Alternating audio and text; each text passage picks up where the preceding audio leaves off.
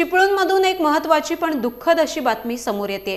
चिपळूणमध्ये काल पडलेल्या मुसळधार पावसामुळे महामार्गालगत असलेली डीबीजे कॉलेजची भिंत कोसळली। यात चिपळूणच्या डीबीजे कॉलेजच्या विद्यार्थ्याचा दुर्दैवी अंत झालाय।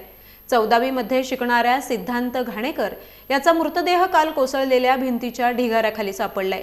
आमचे चिपळूण ब्युरो चीफ महेंद्र कासेकर फोनवरून जोडले गेलेत। त्यांच्याकडून जाणून घेऊया नेमकी घडलेली घटना काय आहे। काल दिवसभर चिपळूणमध्ये मुसळधार पाऊस पडत होता। मात्र सकाळच्या दरम्यान 10:30 ते 11:30 या वेळेत मुंबई गोवा महामार्गालगत असलेल्या डीबीजे कॉलेजजवळ महामार्गालगत एक मोठी रिटेनिंग वॉल बांधण्यात आलेली आहे। या रिटेनिंग वॉलच्या वर डीबीजे कॉलेजचं मैदान आहे आणि याच रिटेनिंग वॉलच्या वर मैदानाच्या लगत एक मोठी भिंत, चिरेबंदी भिंत डीबीजे कॉलेजतर्फे बांधण्यात आलेली आहे। या भिंतीचा एक मोठा भाग, जवळजवळ 60 ते 65 फुटाचा लांब असलेला हा भाग काल अतिवृष्टीमुळे कोसळला। माहिती अशी मिळते की डीबीजे कॉलेजच्या मैदानामध्ये पाणी साचल्यामुळे या पाण्याचा निचरा होण्यासाठी पुरेशी जागा नसल्यामुळे या भिंतीचा भाग खाली कोसळला। ही बातमी काल वाऱ्यासारखी पसरली। मात्र दुपारनंतर दुसरी एक बातमी पसरली की सिद्धांत घाणेकर नावाचा विद्यार्थी मिसिंग आहे।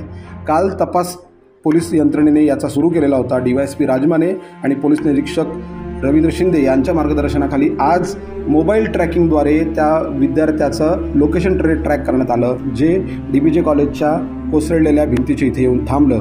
आणि आज सकाळी डीबीजे कॉलेजचे काही कर्मचारी, पोलीस कर्मचारी आणि काही नागरिकांच्या वतीने हा ढिगाऱ्याचा भाग काढण्याचा प्रयत्न केला। मात्र ह्याच ढिगाऱ्याखाली सिद्धांत घाणेकर या विद्यार्थ्याचा मृतदेह सापडला आहे।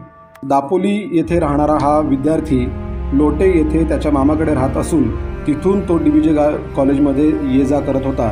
मात्र कालपासून तो सापडत नसल्यामुळे त्याची फिर्याद देखील पोलीस स्टेशनमध्ये दाखल करण्यात आलेली होती आणि आज त्याच्या कुटुंबावर मोठा घात झालेला आहे।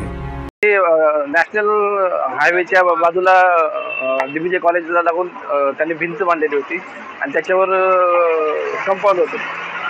काल त्या अति पावसामुळे ते वरचं कंपाऊंड खाली ढासळलेलं आहे आणि त्यात एक 19 वर्षाचा मुलगा त्यात मयत झालेला आहे। त्याला हॉस्पिटलला हलवलं आहे, पुढील कारवाई करीत आहोत।